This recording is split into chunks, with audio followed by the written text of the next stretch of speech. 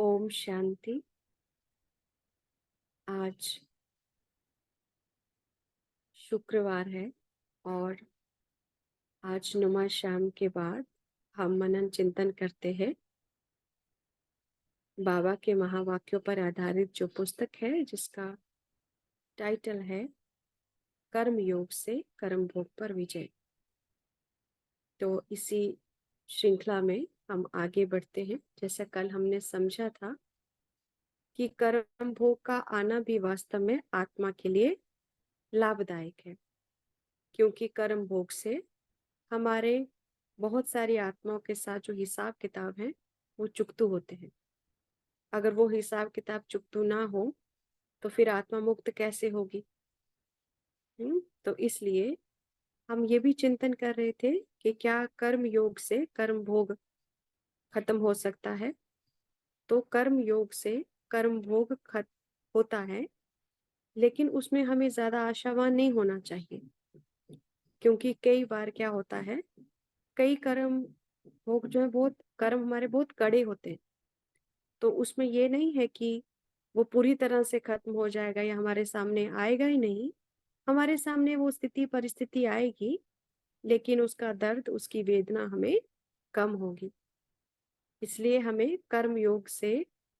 अ, कर्म योग से कर्म भोग को चुकतू करना जो है वो पॉसिबल है, लेकिन उसकी उसकी जो गहराई है, उसका जो मापदंड है, उस पर हमें बिल्कुल निर्भर नहीं होना चाहिए कि भाई हो आशावान हो जाए कि वो इतना योग किया था ये हुआ नहीं, फिर हम पुरुषार्थ करना ही बंद कर दे। हाँ, या उसी चीज को खत्म करने के लिए हम पुरुषार्थ करें, ऐसा नहीं होना चाहिए। मतलब ना तो हमें पुरुषार्थहीन होना है, ना ही हमें बहुत ज्यादा आशावान होना है कर्म योग से, क्योंकि कर्म भोग का आना भी वास्तव में मुझ आत्मा के लिए बेनिफिशियल है। जिन आत्माओं के साथ मैं बुरा करके आई हूँ, यदि मैं आत्मा इस जन्म में उन आत्माओं को वो ऊर्जा वापस, उनको जो उनका जो लिया है वो हिसाब किताब नहीं दूंगी, तब तक मेरी मुक्ति होगी नहीं, मुझे बार बार यहीं पर जन्म लेना पड़ेगा। तो इस प्रकार से कर्म भोग को भी, इसीलिए देखिए हम भक्ति में भी देखते हैं, कर्म भोग कभी किसी को आता है तो क्या उसको किसके साथ जोड़ देते हैं, ताकि उसको सहन करने की शक्ति बढ़ जाए, उसको जोड़ सक देते हैं कि भाई भगवान ने दिया है या भगवान की देन है, जैसी उसकी मर्जी, ऐसा बोलते हैं कि जैसे किसी को कर्म भोग आता है तो क्या कहते हैं, जैसी उसकी मर्जी। ऐसा बोलते हैं, है ना। तो ये क्यों बोलते हैं? ताकि उस कर्म भोग को सहन करने की शक्ति आत्मा में आ जाए। जैसे अगर किसी आत्मा के प्रति की उसकी वजह से हुआ, इससे इससे भी उपराम हो जाए आत्मा की, किसी को हम कसूरवार ना ठहराएं अपने कर्म भोग का, और हम ये समझे कि ये भी भगवान का दिया हुआ एक प्रसाद है। लेकिन इसको गलत भी ले लेते हैं बहुत सारे लोग, क्या समझते हैं कि भगवान ही सुख दुख दे रहा है, तो फिर भगवान को भी कई लोग गालियां निकालते हैं, उनको भी अपशब्द बोलते हैं, जबकि उससे और पाप चढ़ता है फिर। तो कर्म भोग का आना आत्मा के लिए बेनिफिशियल है। एक तो आत्मा उससे सीख करके अपना उन्नति करती है, दूसरा आत्माओं के साथ जो भी हिसाब किताब है वो चुक्त होते हैं और भोग करके आत्मा मुक्त हो जाती है। अब आगे चलते हैं। कर्म भोग, कर्म बंधन और कर्म योग का राज। कर्म भोग दुख का कारण और कर्म योग सुख का आधार है ना। कर्म भोग दुख का कारण है और कर्म योग सुख का आधार है। कर्म भोग और कर्म योग दोनों ही आत्मा के विकर्मों का खाता खत्म करने के आधार है। इसको अंडरलाइन करना है। अगर जीवन में शारीरिक, मानसिक, फाइनेंशियल, किसी भी तरह के संबंध संपर्क, कहीं पर भी कोई भी यदि हमें कर्म भोग आता है तो क्या है, वो हम आत्माओं को मुक्त करने का, हमारा पाप का खाता खत्म करने का आधार है। कर्म भोग भी और कर्म योग भी। कर्म भोग अनिच्छा से और कर्म योग स्वेच्छा से विकर्मों का खाता भस्म करने की प्रक्रिया है। देखो, कोई कर्म भोग आ गया, मेरी इच्छा थोड़ी, किसी को थोड़ी चाहिए कि हमें दुख आ जाए जीवन में, कोई नहीं चाहता, लेकिन यदि आ जाता है, अनिच्छा माना इच्छा नहीं है उसमें हमारी, लेकिन आ जाता है, तब भी हम लोग मुक्त हो रहे हैं, तब भी हम लोग बोझ से मुक्त हो रहे हैं, आत्मा फ्री हो रही है। और यदि और जब हम कर्म योग करते हैं तो कर्म योग जो है हम इच्छा से करते हैं, स्वयं बैठते हैं भगवान को याद करने के लिए, भगवान की बातों को बार बार याद करते हैं, बाबा के साथ मन बुद्धि जोड़ते हैं, उनसे ऊर्जा खींचते हैं, स्वयं में भरते हैं, दूसरों को देते हैं, स्काच देते हैं, लेते हैं। तो इस प्रकार से ये इच्छा से हम कर्म योग कर रहे हैं। तो कर्म भोग और कर्म योग दोनों ही हमें पापों से मुक्त करता है। फर्क सिर्फ इतना है कि कर्म भोग इच्छा के बिना आता है और कर्म योग इच्छा से आता है, इच्छा से करते हैं हम। कर्म भोग और कर्म योग की वास्तविकता को जानकर स्वस्थिति में स्थित होकर कर्म भोग को चुकता करने से कर्म भोग की महसूसता कम हो जाती है। कर्म भोग और कर्म योग की हम सच्चाई को जाने और खुद में स्थित हो जाए, माना आत्मिक स्थिति में स्थित हो जाए, तो कर्म भोग को चुकता करने से कर्म भोग की महसूसता कम हो जाती है ना। देखते कहते हैं ना, जब आपको बहुत ज्यादा मुश्किल पड़ रही हो वहीं पर भी तो ईश्वर का नाम जपना शुरू कर दो। ईश्वर का नाम जपो और उससे, हाँ, मैंने भी अपने इस जीवन में आध्यात्मिक काल में, आरंभ में जब ज्यादा पेपर्स थे लाइफ में, तो मैंने क्या करती थी, शिव बाबा शिव बाबा शिव बाबा ऐसे करके रटती थी, क्योंकि मन बुद्धि बाबा पर टिकती नहीं थी उस समय, ना ही ज्ञान इतना समझ आता था, है ना। तो इस प्रकार से हम क्या करते हैं उस समय भगवान को, चाहे संकल्पों से ही लेकिन याद करते हैं। तो यदि हम याद करें, बाबा को याद कर रहे हैं, तो वो कर्म योग हुआ। तो कर्म भोग और कर्म योग, यदि हम कर्म योग कर रहे हैं तो कर्म भोग की महसूसता कम हो जाएगी, अर्थात शूली से कांटा हो जाती है। स्वस्थिति में स्थित होकर परमात्मा की याद में कर्म भोग को चुकता करना ही कर्म योग है। खुद को आत्मा समझ करके ईश्वर की याद में कर्म भोग को चुकता करना ही कर्म योग है ना। हमने पहले भी समझा, भगवान को याद करते रहो, उनकी बातें सुनते रहो, उनके बताए हुए श्रीमत पर चलते रहो, सब कर्म योग में आता है। परमात्मा की याद से ही आत्मा अपनी स्वस्थिति अर्थात आत्मिक रूप की स्थिति में स्थित होने में समर्थ होती है। भगवान को याद करने के लिए आत्मा अपनी स्वस्थिति अर्थात आत्मिक स्वरूप की स्थिति में स्थित होने में समर्थ होती है। हमें कब आत्मा याद आती है, जब हम सोचते हैं भगवान को याद करना है, फिर स्वयं को भी बिंदी निश्चय करते हैं, तभी तो ऊपर जा सकेंगे ना। तो स्वयं का भी वास्तविक स्वरूप और परमात्मा का भी वास्तविक स्वरूप याद आता है कर्म योग के समय। तो कर्म योग ही कर्म भोग पर विजय पाने या उससे मुक्त होने का एकमात्र उपाय है। योग द्वारा देह से न्यारे हो जाएं तो भी उसकी वेदना की महसूसता से मुक्त हो जाएंगे। हाँ, आप जितना जितना भगवान की बातों को सुनते जाते हैं ना, बाबा को याद करते जाते हैं ना, शरीर की तरफ ध्यान कम जाता है, अपने आप अवस्था अशरीरी होने लगती है। तो फिर क्या होगा, देखो जब हम ज्ञान में नहीं थे तो क्या होता था, थोड़ा सा बुखार भी हो जाता था, वो कितनी बड़ी बात लगती थी। अरे आज ऐसा हो रहा है, आज शरीर में ताकत नहीं, आज ऐसा ऐसा ऐसा। क्योंकि ध्यान मन बुद्धि कहाँ टिकाना है यही पता नहीं है वास्तव में। एक जो अज्ञानी आत्मा है उसको पता ही नहीं है मन बुद्धि को कहाँ टिकाना है, तो वो बाहर जो जो देखती जा रही है, फिर मन बुद्धि उसी को याद करती जा रही है, वहीं भर जाती जा रही है। कभी संबंध संपर्क याद आ रहा है, कभी ऑफिस याद आ रहा है, कभी घर, कभी बच्चे, कभी कहीं। और आज ये कलयुग की अंतिम वेला है, तो यहाँ पर हर जगह पर क्या है, हर जगह पर प्रॉब्लम्स है। तो सोचिए उन आत्माओं को रात को क्यों नींद नहीं आती, इसीलिए नहीं आती क्योंकि मन बुद्धि को टिकाने का ठिकाना नहीं है।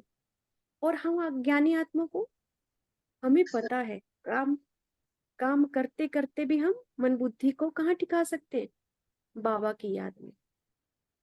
और अगर हमें कभी कुछ भारी लग रहा हो, कोई हाँ, बात करने का चिल्लाने का और ये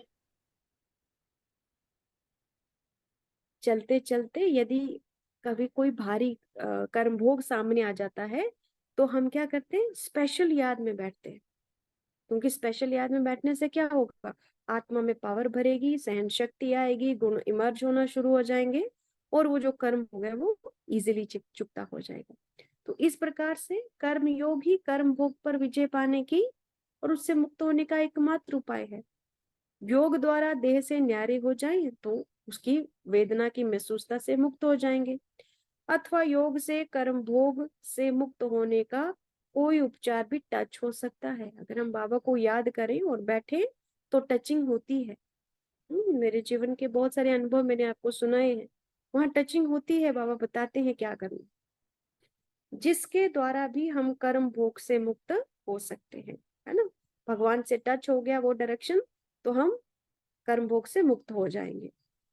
कलयुग के अंत में कर्म भोग का आना अवश्य संभावी है। अब क्योंकि कल की अंतिम वेला है, इससे पहले हमने हाँ, ज्ञान जाने अनजाने कई पाप किए हैं, तो इसलिए आते हैं।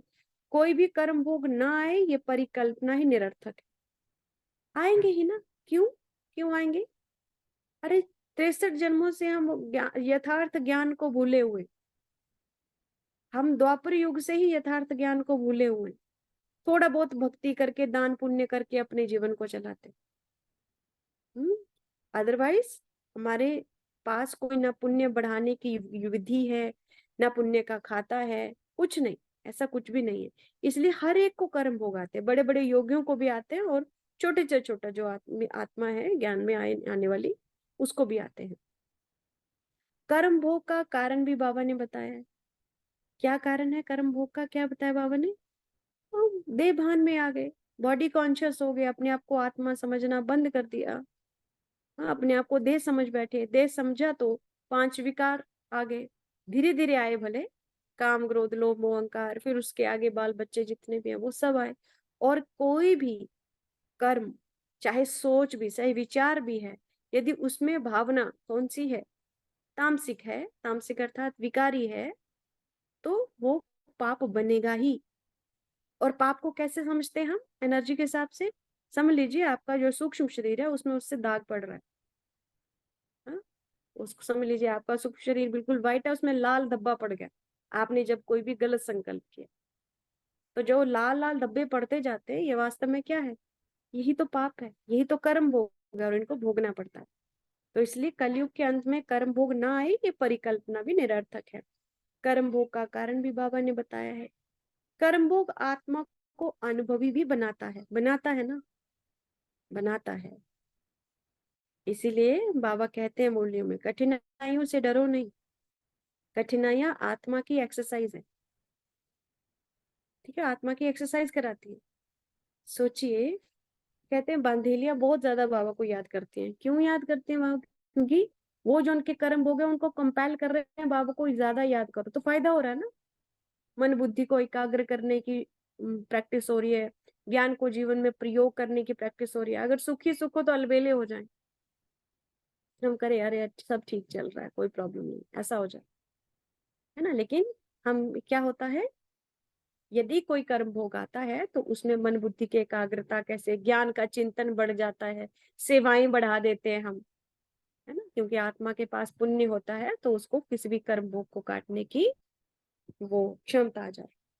तो कर्म भोग आत्मा को अनुभवी भी बनाता है, तो अंतिम परीक्षा में पास होने के लिए पथ प्रदर्शन भी करता है। आत्माओं के परस्पर के हिसाब किताब चुकता करने में भी कर्म भोग का महत्वपूर्ण स्थान है। कर्म भोग आए तभी आत्मा के हिसाब किताब चुकत होने का अवसर आए, है ना।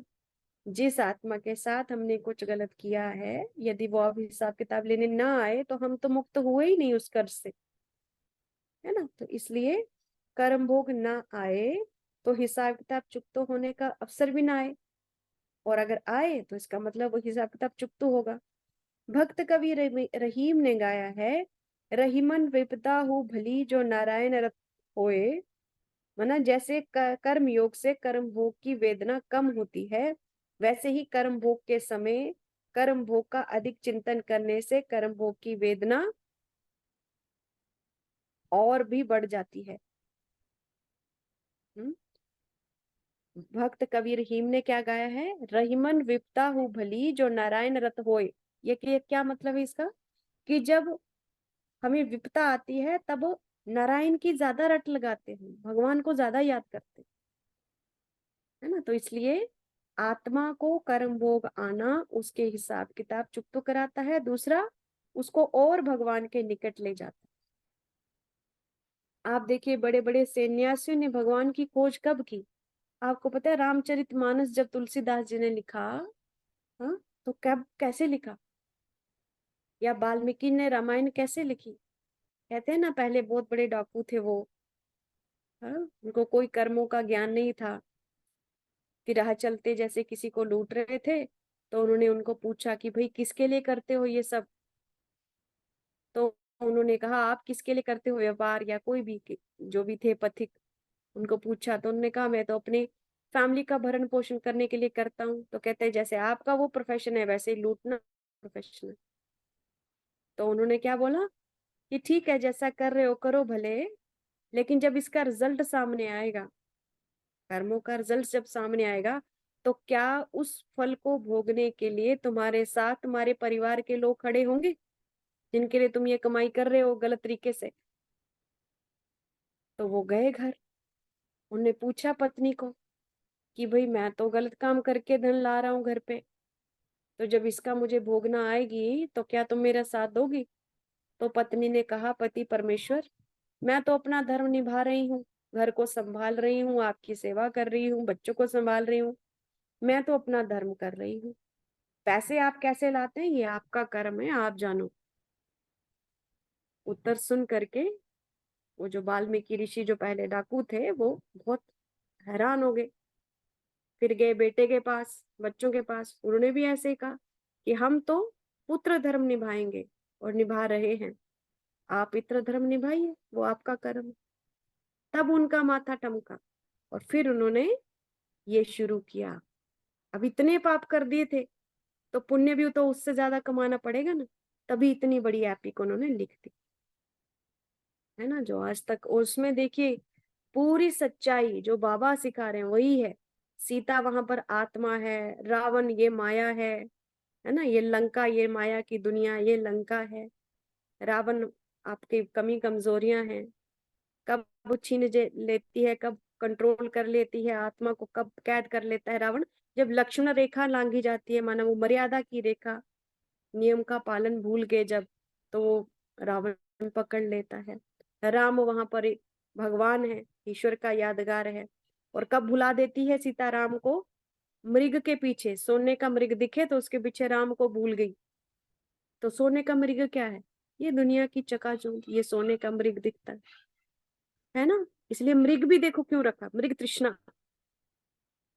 है ना, मृग नाम भी क्यों रखा। तो पूरी की पूरी रामायण, मुझे पहले ये चीजें समझ नहीं आती थी बिल्कुल भी, ना ही मैंने कभी रामायण पढ़ी थी, लेकिन जैसे ही बाबा के ज्ञान में आए तो एक एक चीज स्पष्ट होने लग पड़ी कि अरे उसका मतलब तो ये है। और लोगों को तो समझ नहीं आ रहा, लोग तो वैसे ही करे जा रहे हैं, रावण का पुतला फूंका, ये किया वो किया, बस वैसे रिचुअल्स करे जा रहे हैं। मीनिंग क्या है उसका, वास्तविक अर्थ क्या है, किसी को भी नहीं पता।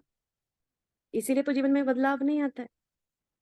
तो इसलिए अगर किसी तरह से कर्म भोग हमें आता है तो वास्तव में वो हमें भगवान के निकट ले जाता है, भगवान के निकट ले जाता है। मुझे काफी ज्यादा परिश्रम करने के बाद भी मेरे को बहुत मानसिक तनाव होता था पढ़ाई करते समय। ऐसा नहीं था कि डल थी पढ़ने में, ऐसा नहीं, बहुत अच्छी थी, लेकिन वो जो है किसी भी परीक्षा में बैठने से डर लगता था, बहुत ज्यादा एक्सट्रीम, थोड़ा नहीं, बहुत बहुत लगता।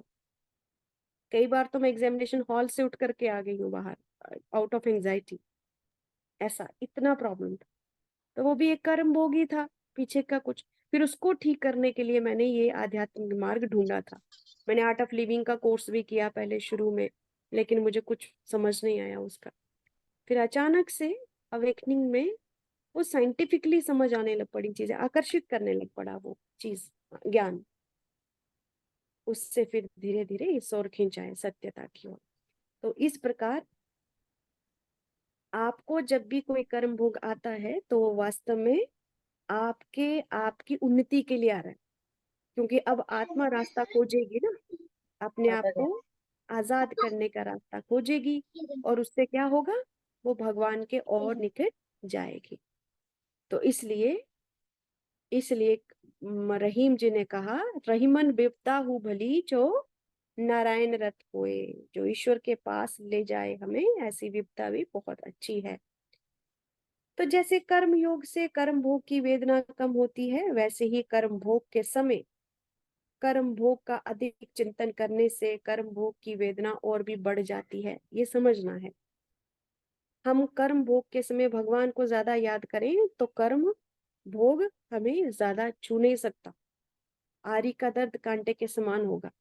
लेकिन अगर कर्म भोग है और उसको बार बार गाएं उसको, अरे मुझे ये हो रहा है, मुझे वो हो रहा है, ऐसा हो रहा है, ऐसा हो रहा है, मुझे ये हो गया, मुझे वैसे हो गया। हाँ, इस तरह जितना ज्यादा चिंतन कर्म भोग का करेंगे उसकी वेदना और बढ़ जाएगी, क्योंकि सारा खेल किसका है? संकल्पों का, विचारों का खेल है सब आपके जीवन में ना। जैसा सोचोगे तुम वैसा बन जाओगे, है ना? जैसा कर्म होगा वैसा ही फल पाओगे। तो आत्मा का पहला कर्म क्या है? आत्मा का पहला कर्म है सोचना, विचार करना। यह आत्मा का पहला कर्म है। तो इस तरह से कर्म भोग का अधिक चिंतन करने से वेदना और बढ़ जाती है। कर्म भोग की वेदना को सहन करते भी मन में किसके प्रति कोई नेगेटिव संकल्प न आए, यही कर्म योग द्वारा कर्म भोग पर विजय पाने की कसौटी है ना? इसको मेहनत लगती है, मुझे भी बहुत मेहनत लगी इस चीज को बदलने में। क्या होता है, यदि आपको कोई कर्म भोग आ रहा है और किन्हीं आत्माओं ने उस कर्म भोग के समय आपको और वेदना पहुंचाई हो, हाँ, तो आपके मन में कटुता भर जाती है उन आत्माओं के प्रति। माना उन आत्माओं ने आपको कर्म भोग के समय संभालने के बजाय और ज्यादा नीचे गिराने की कोशिश करी हो, तो उन आत्माओं के प्रति बहुत रोष और रिजेंटमेंट्स और बदले की भावना ये सब आ जाता है। लेकिन यदि हम ज्ञान में चलते हैं और हमें संकल्पों का महत्व पता है कि कैसे एक एक विचार मुझे प्रभावित करता है, मेरी जीवन यात्रा को प्रभावित करता है, तो उस कर्म भोग के समय हमें किसी भी आत्मा के लिए नेगेटिव नहीं सोचना। क्यों नहीं सोचना नेगेटिव? क्योंकि इससे मेरा कर्म भोग की वेदना और बढ़ जाएगी। तो अच्छा सोच करके हम सामने वाली आत्मा पर एहसान नहीं कर रहे, खुद पर एहसान करते हैं, है ना? तो इसलिए कर्म भोग की वेदना को सहन कर रहे हैं हम, मन में किसी के प्रति कोई नेगेटिव संकल्प नहीं आना चाहिए। यही है कर्म योग के द्वारा कर्म भोग पर विजय पाने की कसौटी। नेगेटिव संकल्प कर्म भोग की वेदना को और बढ़ा देते हैं। ऑलरेडी दुख है, फिर जो और टिक टिक टिक टिक कर रहा है कोई और, आप उसके प्रति नेगेटिव सोच रहे हो तो और वेदना बढ़ जाएगी।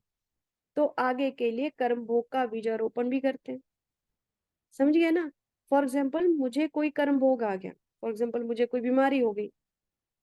अब उस बीमारी में कोई आत्मा मुझसे धन की डिमांड कर रही है, कोई आत्मा मुझसे ज्यादा काम करवा रही है, घर परिवार में रहते हैं, कोई आत्मा मेरी थकान को समझ नहीं रही, तो उनके प्रति मैं यदि और चिढ़ती हूँ और यदि उनके प्रति मैं नेगेटिव सोचती हूँ, तो क्या होता है उससे? उससे वो कर्म भोग भी भारी लगेगा और आगे वाले के लिए भी कर्म खराब बन रहा है। कैसा? वो संकल्प पहले मेरे ही शरीर में जा रहे हैं ना, वो एनर्जी पहले मुझे ही तो अनुभव हो रही है ना, तो आगे के लिए भी मैं कर्म भोग बना रही हूँ, उसका बीज में डाल रही हूँ। अर्थात हमारा नया दुखदाई हिसाब किताब भी आत्माओं के साथ बनता है उस समय। इसलिए क्या करना चाहिए? हालांकि ये थोड़ा सा मेहनत वाला काम है, हम्म, थोड़ा सा मेहनत वाला काम है। उस समय किसी भी, आप ऑलरेडी दुखी हैं और कोई आत्मा और आपको दुखी करे तो उस समय उसको दुआ देना मुश्किल लगता है। उसको उसको काफी डिफिकल्ट लगता है, उसके लिए काफी ज्ञान पर पकड़ चाहिए। लेकिन समझ से ये चीज ठीक की जा सकती है, बिल्कुल ठीक होती है, मेरा खुद का अनुभव है लाइफ का। तो आप उन आत्माओं को शुरू में अगर दुआएं ना दे सके तो उन आत्माओं को आप कोई भी संकल्प ना दे, उनको देखते हुए भी ना देखे, सुनते हुए भी ना सुने। अगर आप उनको दुआ नहीं दे पा रहे हैं तो, दुआ अगर नहीं दी जा रही है तब भी उन आत्माओं के लिए बुरा नहीं सोचना है। क्यों? ये याद रखना है कि यदि मैंने एक भी नकारात्मक संकल्प किया तो वो संकल्प मेरे शरीर की एक एक कोशिका तक प्रवाहित होगा और वो प्रवाह जो है उस ऊर्जा का, नकारात्मक ऊर्जा का, वो मेरे कर्म भोग को और बढ़ा देगा, या आने वाले समय में भी मुझे उसी संकल्प का जो है प्रभाव सहन करना पड़ेगा। तो इससे नेगेटिव संकल्प से कर्म भोग की वेदना बढ़ जाती है और आगे के लिए भी नए कर्म भोग का बीजारोपण होता है, नया दुखदाई अकाउंट भी बनता है ना आत्माओं के साथ। बाप जो समझाते हैं उनको उगारना चाहिए। यदि बाप ने समझाया है कर्म भोग की बीमारी उथल खाएगी, माया सताएगी, परंतु मूंझना नहीं चाहिए। बीमारी में तो मनुष्य और ही भगवान को जास्ती याद करते हैं। तुम और सब बातें भूल मुझे याद करो। साकार बाबा ने कहा था ये। हाँ, 18 अक्टूबर 2004 के रिवाइज कोर्स के महावाक्य हैं कि जो भगवान ने समझाया है उसको बार बार रिपीट करना चाहिए। हाँ, उसको बार बार चिंतन करते रहो, उस चीज को याद करते रहो कि कर्म भोग के समय कोई भी बीमारी उथल खाएगी, बाहर निकलेगी ना, क्योंकि खत्म होने के लिए माया भी सताएगी। आगे पीछे वाले लोग बातें करेंगे, कोई ताने कसेगा, कोई कुछ, है ना। लेकिन मूंझना नहीं है उसमें। क्यों? हमारा हिसाब किताब चुकता हो रहा है। बीमारी में मनुष्य भगवान को और ही ज्यादा याद करते हैं। तुम और सब बातें भूल मुझे याद करो, बाबा ने कहा। हमारा अपने कर्म भोग की वेदना की महसूसता ही दूसरे की वेदना की महसूसता कराती है। हमारा अपने कर्म भोग की वेदना की महसूसता ही दूसरे की वेदना की महसूसता कराती है, जो हमारे दृष्टिकोण में परिवर्तन करता है और पीड़ितों के प्रति सद्भावना जागृत करता है। माना, जब हमें कर्म भोग हो रहा है, हमें दर्द हो रहा है, तो क्या होता है? अगले के प्रति भी हमारे मन में दया आ जाती है। फिर क्यों? अरे, इसको बहुत कष्ट हो रहा होगा, क्योंकि हम उस कष्ट से गुजरे, है ना। हम जो भी उस कष्ट से गुजरा हो, वो ही दूसरे की वेदना समझ सकता है ना। आजकल देखो, माँ बाप बहुत मेहनत करते हैं, लेकिन बच्चे उनकी मेहनत को समझते नहीं। क्यों नहीं समझते? क्योंकि बच्चों ने भी मेहनत की नहीं है। बच्चों को अनुभव ही नहीं है मेहनत क्या होती है। बच्चों को तो लगता है पैसे तो मिलते हैं, मिल जाते हैं, पेड़ पर उगते हैं जैसे, जो मर्जी डिमांड करो, जैसी मर्जी। लेकिन आप देखना, जब वो खुद कमाना शुरू करेंगे तो उनको कदर होना शुरू हो जाएगी एक एक पैसे, क्योंकि अनुभव हो गया। वैसे ही जब हमें अपने कर्म भोग का अनुभव होता है, तो हम दूसरे के प्रति अधिक संवेदनशील हो जाते हैं। उनके लिए हमारे वो भावना जो है, उदारता की भावना बढ़ जाती है। इसलिए गायन है, जिसके पैर न गई विवाही, वह क्या जाने पीर पराई। माना, only suffer knows where the shoe pinches. जिसको लग रही है, उसी को पता है दर्द कितना गहरा है ना। जिसके पैर न गई विवाही, वह क्या जाने विवाही, वह क्या जाने पीर पराई। जिसके पाँव में कभी कांटा लगा ही नहीं, वो दूसरों की पीड़ क्या जान सकता है। इसी प्रकार यदि हमें कर्म भोग, देखो ये कर्म भोग को भी पॉजिटिव लेना है, इसलिए देखो क्या क्या बताया जा रहा है ना। ये कठिनाई आत्मा की एक्सरसाइज कैसे कराती है, मन बुद्धि को कैसे शक्तिशाली बनाती है, कैसे? कर्म भोग के कारण हम दूसरों के कर्म भोग के प्रति भी संवेदनशील हो जाते हैं। उनके प्रति हमारे मन में उदारता, दया की भावना आ जाती है, क्योंकि हम उस दौर से गुजरे होते हैं। और हम सेवा करें, ये भाव जागृत होता है। हम सेवा भाव रखें, जो बीमार है उनकी हम मदद करें, हाँ, जो दुखी है उनकी हम मदद करें, ये हमारे मन में भाव रहता है। क्यों? क्योंकि हम उस दौर से गुजरे होते हैं। तो इस प्रकार से हम देखें तो कर्म भोग भी हमको अनुभवी बनाता है और दूसरों की सेवा के लिए प्रेरित करता है। यदि हमको कोई कड़वा फल खाने को मिल रहा है या हम खाने के लिए बाध्य हो रहे हैं, तो जरूर हमने ऐसा बीज बोया है जिसका ये फल निकला। हाँ, गलत तो है नहीं, कुछ ना कुछ तो किया होगा, तभी हुआ है। इस सत्य को ध्यान में रख हमको भूतकाल के कर्मों को खुशी से चुकता करना है, और वर्तमान में ऐसा कोई कर्म रूपी बीज नहीं बोना है जिसका कड़वा फल भविष्य में खाना पड़े। यही तो परिवर्तन का आधार है ना। अनुभव ही तो परिवर्तन का आधार है। बहुत सारी आत्माओं को भगवान के बीज रूप का अनुभव नहीं होता, लेकिन जब वो ज्ञान को सुनती हैं और ये यथार्थ लगता है, तो वो ज्ञान की तरफ अट्रैक्ट होना शुरू हो जाती है। क्या हुआ? उस ज्ञान की पावर अनुभव हुई, है ना। कुछ तो भाग्यशाली आत्मा है मेरे जैसी, जिनको तो डायरेक्ट बीज रूप का बहुत गहरा अनुभव हुआ। ठीक है, अशरीरीपन का ये हुआ, कुछ पिछले भक्ति का कुछ फल इस तरह से होगा जिसके कारण वैसा हुआ। लेकिन जो आत्माएं नहीं कर पाती हैं, अभी शुरू में उनको ये अनुभव नहीं होते हैं, तो वो ज्ञान की पावर को देख करके, क्योंकि अनुभव हो गया, तो वैसे ही कर्म भोग जो है वो हमें अनुभवी बनाता है। हाँ? और फिर यदि हम ज्ञान को स्वरूप बन जाते हैं, ज्ञान का स्वरूप बनते हैं, समझते हैं कि ज्ञान हमने कोई ना कोई बीज बोया है तभी उसका फल निकला है, तो इससे भी हमें पिछले कर्मों को काटने की खुशी और आने वाले समय के लिए सचेत रहना आ जाता है। ठीक है। कर्म भोग आया है, आना अवश्य संभावी है, क्योंकि आधा कल्प से अनेक विकर्म आत्मा ने किए ही है। सबने किए, सबने, ब्रह्मा बाबा ने भी किए थे, मम्मा ने भी किए थे। क्यों किए थे? हो जाते हैं। कैसे होते हैं? भूल जाते हैं ना खुद को, इसी तरह पर रहते रहते रहते रहते आत्मा की शक्ति कम होती गई, वो संस्कार मिटते गए, दबते गए नीचे, और बॉडी कॉन्शियसनेस के संस्कार जो है वो आते गए। तो जैसे बॉडी कॉन्शियसनेस के संस्कार आए तो पाप हुआ।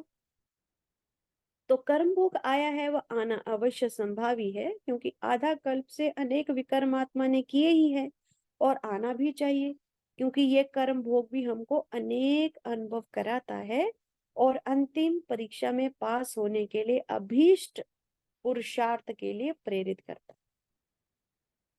रिक्वायर्ड हार्ड वर्क जो चाहिए, पुरुषार्थ करना चाहिए हमें, अंत में सफल होने के लिए हमें वो उस तरह का पुरुषार्थ करने के लिए प्रेरित करता है। कौन? कर्म भोग। हम यहाँ पूर्ण और सदा काल के लिए स्वस्थ हो जाएंगे या कोई व्यक्ति या उपचार हमको सदा काल के लिए स्वस्थ कर देगा, ये आशा रखना या परिकल्पना करना भी अज्ञानता है, अर्थात भूल होगी कलयुग में। क्योंकि इस समय सब चीजें तामसिक हैं, तो हम यहाँ पर पूरी तरह से स्वस्थ हो जाएंगे, सदा काल के लिए स्वस्थ हो जाएंगे, या कोई व्यक्ति या उपचार हमको सदा काल के लिए स्वस्थ कर देगा, ये आशा रखना भी एक कल्पना की तरह है, अज्ञानता है।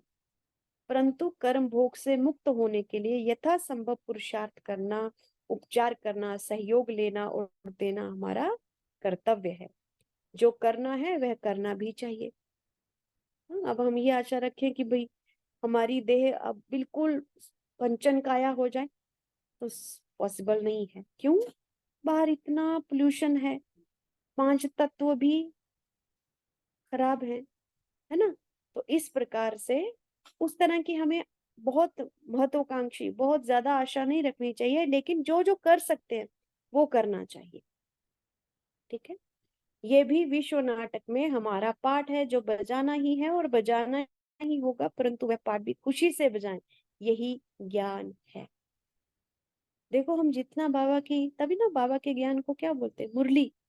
जितना बाबा की बातों को सत्यता में मन में पकड़ते जाएंगे ना, शरीर की वेदना बहुत कम होगी, होगी भी तो बहुत कम महसूस आएगी उसकी, है ना। एक तो पहले शरीर स्वस्थ हो जाएगा, और फिर यदि कोई वेदना आती भी है, कर्म भोग बहुत जल्दी चुकता हो जाता है, फिर वो हम भूल जाते हैं उसको। तो ये विश्व नाटक में हमारा पाठ है इस समय, जो बजाना ही है और बजाना ही होगा, परंतु इस पाठ को खुशी से बजाएं, यही ज्ञान है। आत्मिक स्वरूप में स्थित होकर रहना और पाठ बजाना, ये सर्वश्रेष्ठ पुरुषार्थ और उपचार है। और मनोबल बहुत बड़ी शक्ति है। मैंने कल भी आपको बताया था, एक बहन पिछले 5 सालों से खड़ी है, और खड़े होते होकर के ही वो काम करती है सारा। हम्म, वो सो नहीं सकती, लेट नहीं सकती है, सोती भी खड़े खड़े है। तो आप सोचिए कितनी बड़ी आत्मिक शक्ति है, बताइए, बाबा के ज्ञान की और आत्मिक बल कितना बड़ा है ना। तो इस प्रकार कर्म भोग चुकता करने के लिए हमें कभी भी बहुत ज्यादा आशा नहीं रखनी है, लेकिन करते जाना है, जो हो सकता है वो करते जाना है। आत्मिक स्वरूप में स्थित होकर रहना और पाठ बजाना भी सर्वश्रेष्ठ पुरुषार्थ और उपचार है।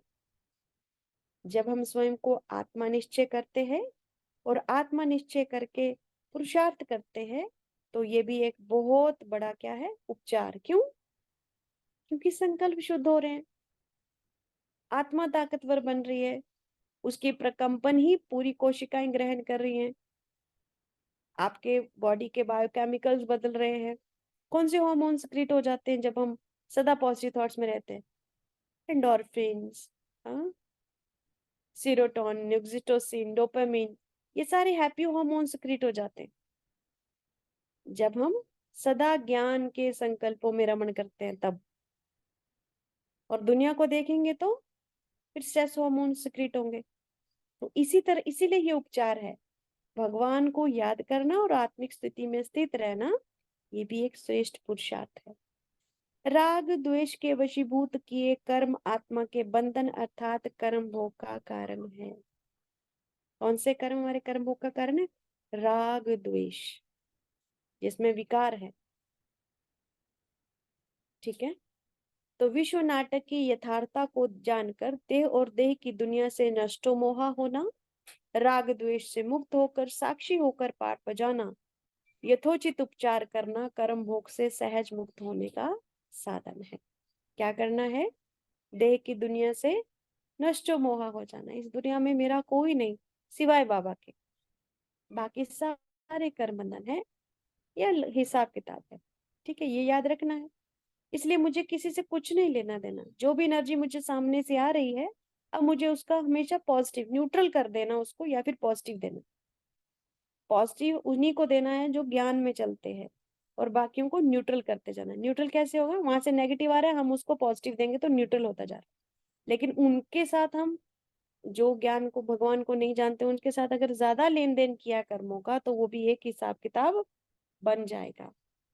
जबकि कर्म संबंध हमें इन आत्माओं के साथ बनाने हैं जो सत्युग में आने वाली आत्मा है, जो बाबा के ज्ञान में चलने वाली आत्मा है। बाकी आत्माओं को क्या हमने दूसरी दृष्टि से देखना? नहीं। उन आत्माओं को भी हमने न्यारा और प्यारा होकर के उनके साथ व्यवहार करना।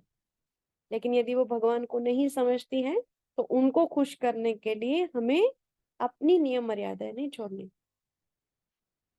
उनको दुआएं देनी है, उनको भगवान का ज्ञान सुनाने की कोशिश करनी है, भगवान की तरफ खींचने की कोशिश करनी है। बट अगर नहीं आए तो उनका कर्म है ना। हिसाब किताब ज्यादा ब्राह्मण परिवार के साथ ही रखना। तो इस प्रकार राग द्वेष से मुक्त होकर साक्षी पाठ बजाना है। अब हमें किसी को कोई गलत नहीं देना, बस पॉजिटिव देते जाना। उपचार भी करना है और कर्म भोग से सहज मुक्त होना। हाँ?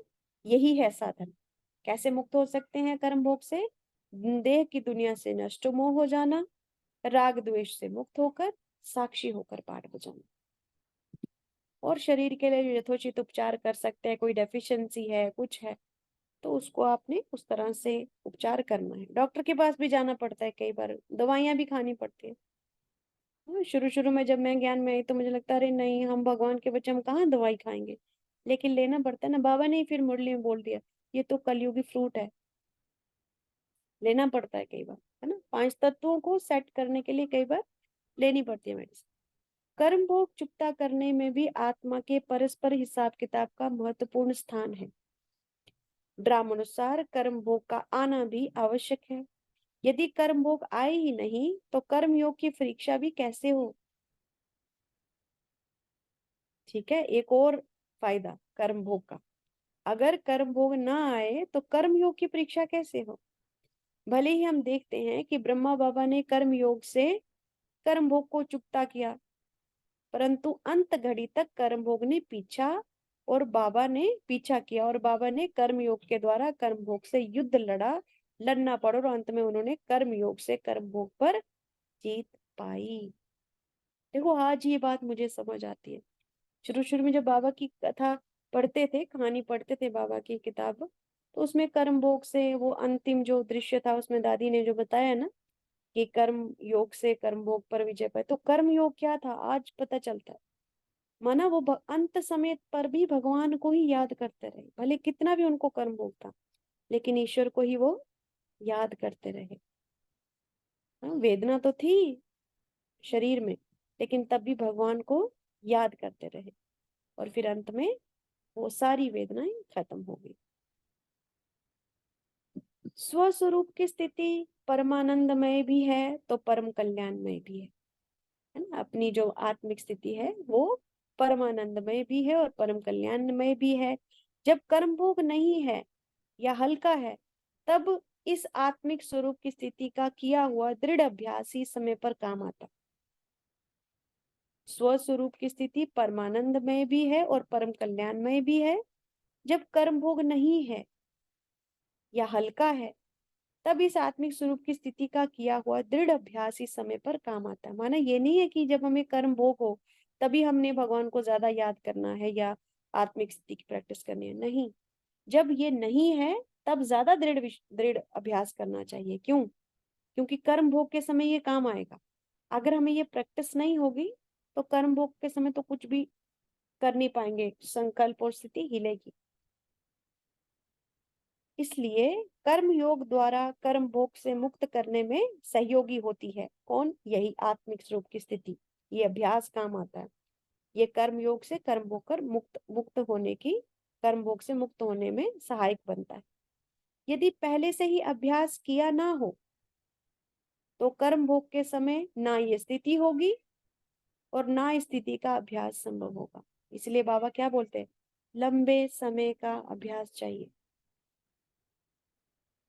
पहले से किया हुआ अभ्यास ही उस समय काम आता है, अर्थात उस दुख दर्द की महसूसता से मुक्त होने में सहयोगी होता है। आत्मिक स्वरूप में स्थित आत्मा देह का कठिन कर्म भोग होते भी उसकी महसूसता से मुक्त होगी और देह अभिमानी आत्मा हल्के कर्म भोग की पीड़ा भी अधिक महसूस करेगी। देखो, अब गर्मी ज्यादा हो रही है ना, तो मैं देखती हूँ परिवार की आत्माएं की हाई गर्मी कर रहे होते हैं बार बार, आज बहुत गर्मी, आज बहुत गर्मी, आज बहुत गर्मी। लेकिन क्योंकि हम बाबा के ज्ञान का चिंतन करते हैं, हम जानते हैं कि संकल्पों का प्रभाव होता है, उससे उस चीज की महसूसता बढ़ जाती है। इसलिए मेरा कभी ध्यान ही नहीं जाता गर्मी ज्यादा है कि कम। मुझे ऑफिस में पूछते, मैम आपको गर्मी नहीं लगती? तो मैंने कहा क्या चिंतन करने से गर्मी कम हो जाएगी? नहीं होगी ना। तो फिर उसको बार बार संकल्प क्यों दे हम? हाँ, उस महसूसता का आह्वान क्यों करें? ये कैसे आई है ये भावना? मनन चिंतन से, भगवान के ज्ञान से ये चीजें सीखते हैं, हम आत्मा सीखती हैं। तभी बाबा कहते हैं वाह वाह के गीत गाओ, क्योंकि कर्म भोग का आना भी फायदे की बात है। कर्म भोग का आना भी फायदे की बात है। ब्राह्मण जीवन अर्थात वाह वाह, हाय हाय नहीं, क्योंकि ज्ञान है, हमें पता है क्यों आ रहा है कर्म भोग।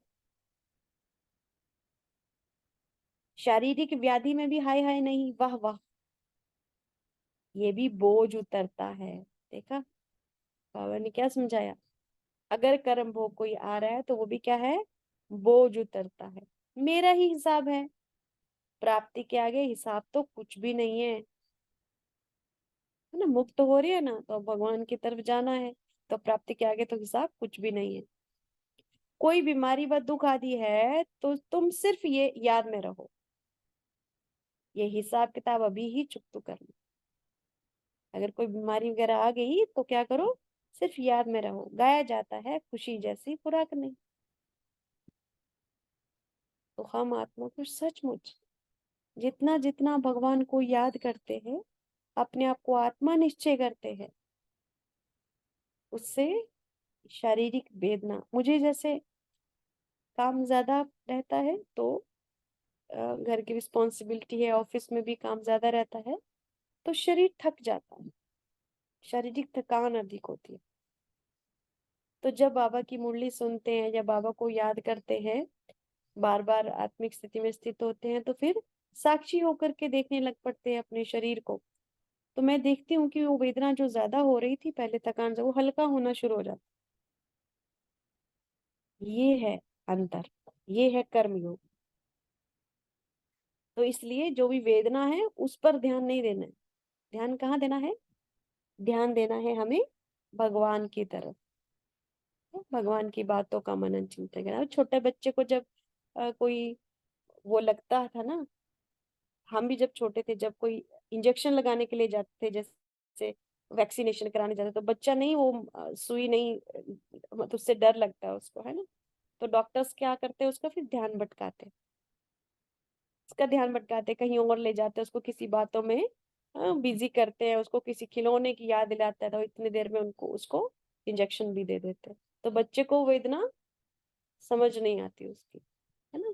तो इस प्रकार से अगर हम वेदना की तरफ ज्यादा ध्यान देंगे तो वेदना और बढ़ेगी। इसलिए बाबा ने कहा कि जब कर्म भोग आता है तो सिर्फ मुझे याद करो। इस समय के इस एक जन्म का अनेक जन्मों तक चलता है। इस समय के इस एक जन्म यानी कि पुरुषार्थ का फल अनेक जन्मों तक चलता है, और वह अनेक जन्मों का खाता एक जन्म में समाप्त होता है। देखो संगम योग कितना इंपॉर्टेंट योग है। क्यों है या क्यों जल्दी समाप्त होता है? क्योंकि इस समय भगवान का ज्ञान, भगवान की याद, ये सब कुछ है हमारे साथ। तो इसलिए वो सारा का सारा हिसाब किताब एक जन्म में पूरा होता है, जल्दी जल्दी। और अभी जो पुरुषार्थ हम करते हैं वो अनेक जन्मों तक चलता है, और वह अनेक जन्मों का खाता एक जन्म में अभी हम खत्म करते हैं। तो अनेक जन्मों का हिसाब किताब एक जन्म में खत्म करने के कारण कब कब वह फोर्स रूप में आता है, दुख के बार ज्यादा लगता है। जब साक्षी होकर देखने लग पड़ते हैं तो वह व्याधि बदल कर खेल रूप में बदल जाती है ना। क्या आना चाहिए हमें? साक्षी होकर देखना। साक्षी होकर कैसे देख सकते हैं? एक तो सिंपल अभ्यास कर सकते हैं। मैं आत्मा देह से बाहर हूँ और मैं देख रही हूँ। फॉर एग्जाम्पल घर में कोई बहुत लड़ाई है ना, तो मैं देह में हूं ही नहीं, मैं बाहर से देख रही हूँ ऐसा, मैं उसको बाहर से देख रही हूँ। ठीक है, और कोई कमेंट नहीं कर रही उसके बारे में, कोई भी संकल्प नहीं कर रही, कोई फीलिंग नहीं, साक्षी हो गई। ऐसे ही शरीर की यदि यदि कोई वेदना है तो क्या कर सकते हैं हम? बाहर से देखो अपनी बीमारी को, और यदि बीमारी के बारे में कोई भी संकल्प चले तो उसको काटो नहीं, सब ठीक है, सब बेस्ट है।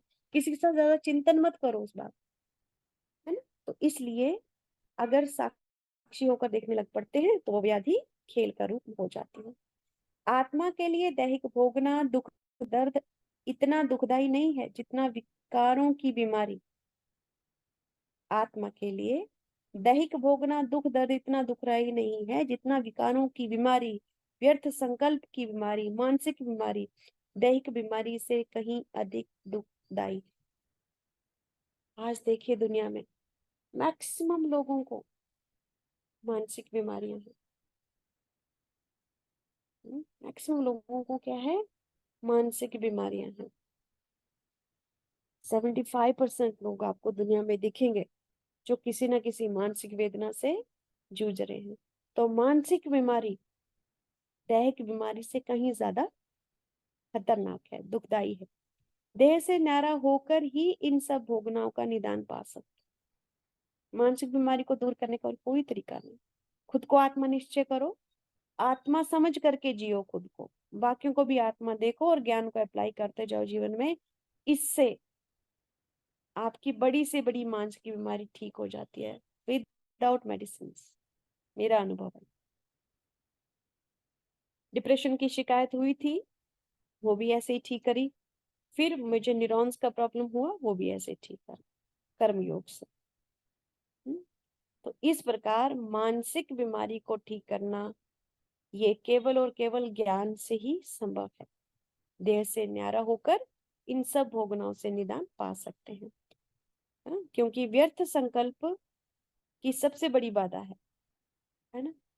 अगर हम भगवान की तरफ भी जाना तब भी हमें व्यर्थ संकल्प बहुत चलते हैं, जो ना उस स्थिति में स्थित होने देते और ना ही उसके लिए यथार्थ अभीष्ट जो करना चाहिए वो पुरुषार्थ करने देते। विकार ही कर्म भोग या दैहिक भोगना के मूल कारण है। दैहिक भोगना क्यों आती है हमें? क्योंकि क्या है? विकार है उसके पीछे। और यथार्थ ज्ञान की धारणा अर्थात देह से न्यारा होने का पुरुषार्थ ही अभीष्ट पुरुषार्थ है।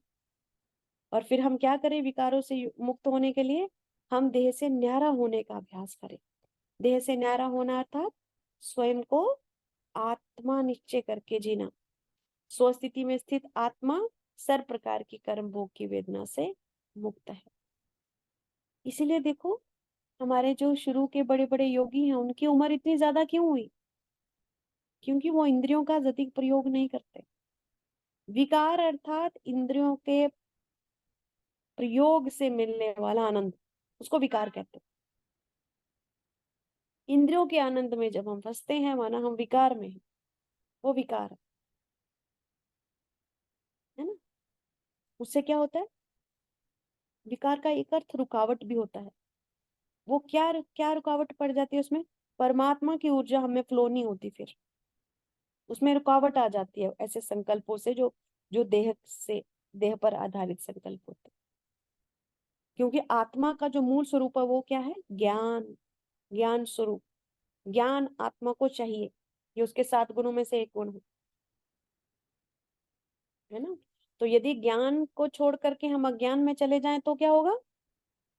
तो रुकावट आ जाएगी। किसकी रुकावट? वो भगवान की शक्ति जो हमारे थ्रू इस धरा पर प्रवाहित होनी थी, वो नहीं होगी, फिर रुकावट आ गई। और उसका पाप किसको लगता है? मतलब सबसे पहली भोगना किसको होती है? मुझ आत्मा। ठीक है ना। तो इस प्रकार से देह से न्यारा होने का पुरुषार्थ करेंगे और खुद को आत्मा समझ करके जिएंगे तो हर प्रकार की कर्म भोग सी वेदना से मुक्त हो जाएंगे। अच्छा, अभी 2 मिनट बैठेंगे, देखेंगे अपने आप को।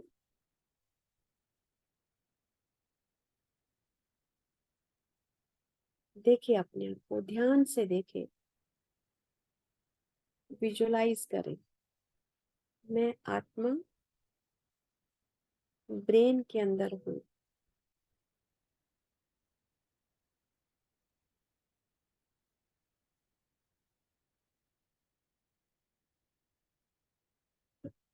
एक छोटा सा सितारा हूँ।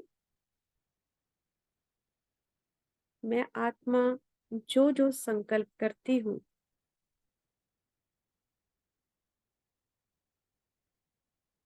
उसके प्रकंपन, उसकी ऊर्जा पूरे शरीर में प्रवाहित होती है सबसे पहले।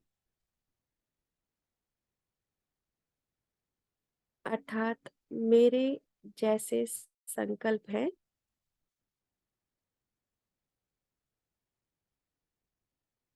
वो भावना, वो अनुभूति पहले मेरे शरीर को होती है।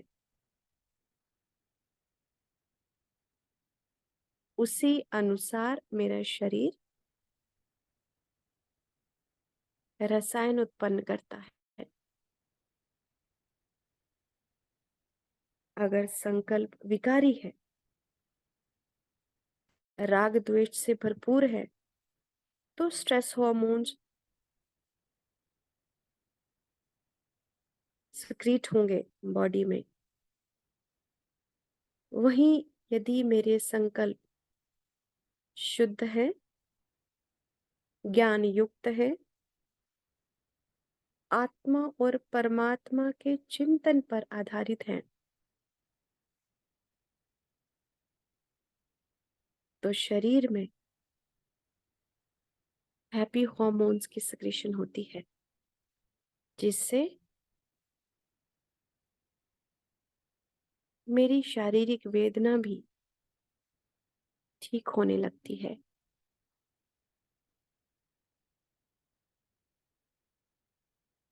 मैं आत्मा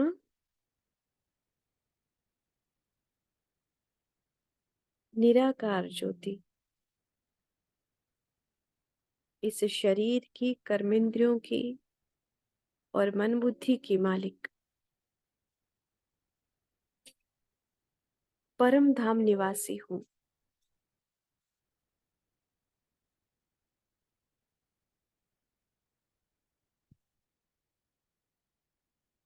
प्यारे परमात्मा की छत्र छाया में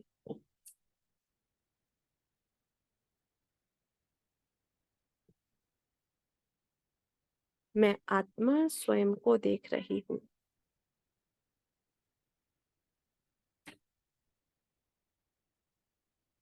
बाबा से गिरता पवित्र किरणों का झरना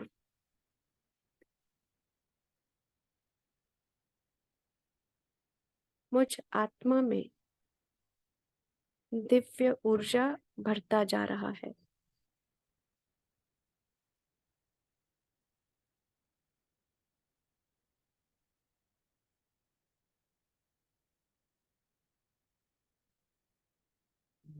देखें भगवान के प्रकाश को लेते हुए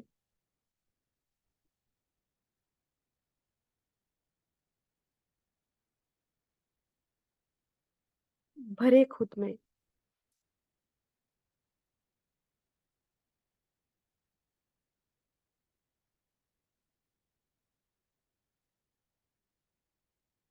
धन्यवाद करें बाबा का।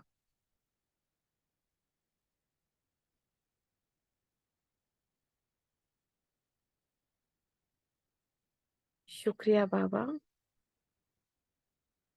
आपके इस अनमोल ज्ञान से मेरे जीवन में बहुत सुंदर परिवर्तन आ रहा है। मेरा हर कर्म भोग सहज चुकता हो रहा है बाबा।